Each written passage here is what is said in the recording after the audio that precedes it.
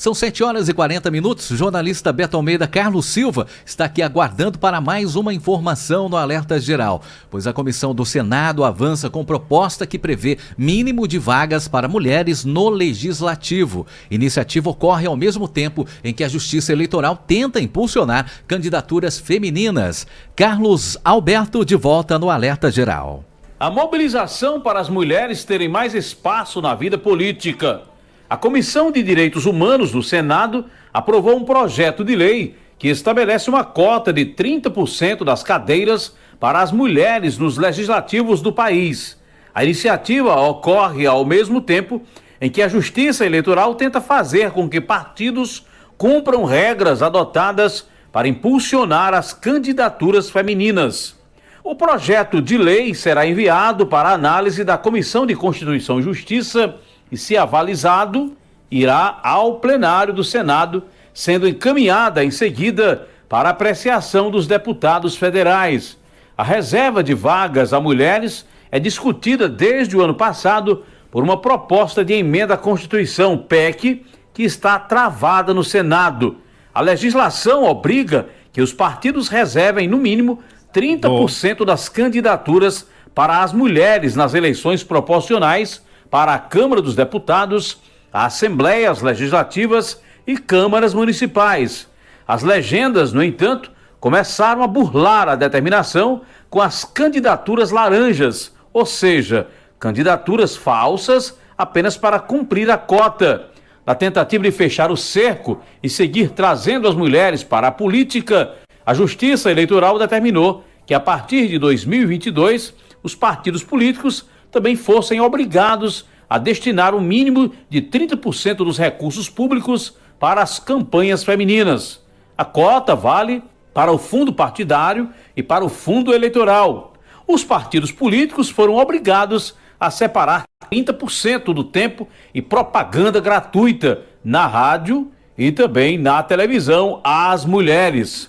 Com informações dos bastidores políticos, Carlos Silva. Jornalista Beto Almeida, eu chamei aqui para essa reportagem o Carlos Alberto, mas o Carlos Silva, como sempre, atento, trouxe a informação pra gente. Exatamente. Mas olha, sobre essa questão, esse projeto de lei aí que está em tramitação no Senado e que tenta reforçar esse trabalho da Justiça Eleitoral, apesar dessa aprovação que foi feita na Comissão de Direitos Humanos, a tendência é que esse texto não vá adiante não, viu?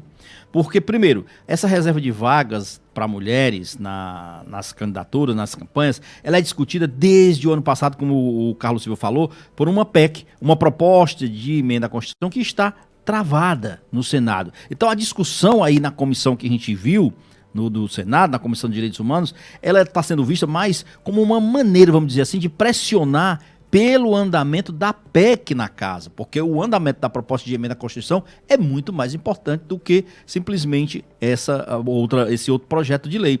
Lógico que a gente já tem uma legislação, Marcos, que tenta incentivar essa participação das mulheres, reservando os 30% de vagas, reservando 30% de tempo nos horários da propaganda, reservando 30% de recursos, mas ainda assim os partidos têm realmente driblado e tentado driblar. Um fato positivo é que eu vi o levantamento feito pela Justiça Eleitoral e apontou, por exemplo, que nas eleições municipais deste ano 2024 está concentrando já o maior número proporcional de candidaturas femininas. As mulheres hoje, elas representam 34,7% de candidaturas do sexo feminino, do gênero feminino, registradas no Tribunal Superior Eleitoral. Ao todo, foram 156.519 candidatas mulheres. Então, isso já é um dado bom, acima um pouco até da cota, daquele percentual estabelecido aí dos 30% e tal. Agora, é isso, as mulheres, elas têm que ir além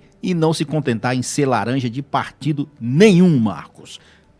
Jornalista Beto Almeida, reta final aqui do Bate-Papo Político que temos. Olha, reta final, Marcos, mas tem um assunto que eu quero tratar rapidinho, porque inclusive esse assunto ainda continua rendendo muito por conta, por exemplo, primeiro do impacto financeiro que ele tem e principalmente da questão do arcabouço fiscal, ou seja, de como ele impacta no arcabouço fiscal. Que assunto é esse? Manchete de vários jornais hoje, jornais como o Estado de São Paulo, Valor, é o auxílio gás. gás. Você lembra que o presidente Lula anunciou na segunda-feira que quer ampliar esse benefício, só que o presidente Lula anunciou, por exemplo, que o auxílio gás até 2026, que é o ano da eleição presidencial, lembrando isso, tá?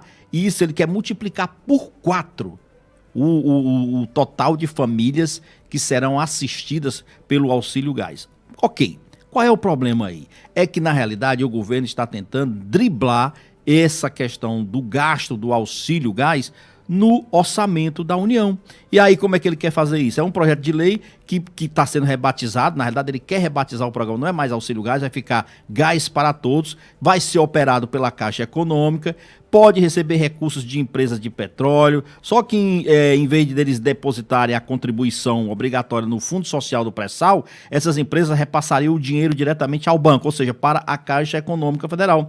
Com isso, o custo do programa saltaria de 3 bilhões e 400 milhões hoje para 13 bilhões e 600 milhões em 2026. A questão toda é que esses gastos não passariam ali naquele cálculo que se faz entre despesas da União. E aí seria um drible realmente no orçamento, né? E esse é um dos pontos que está gerando polêmica em relação a isso, Marcos. Então, por hoje é só.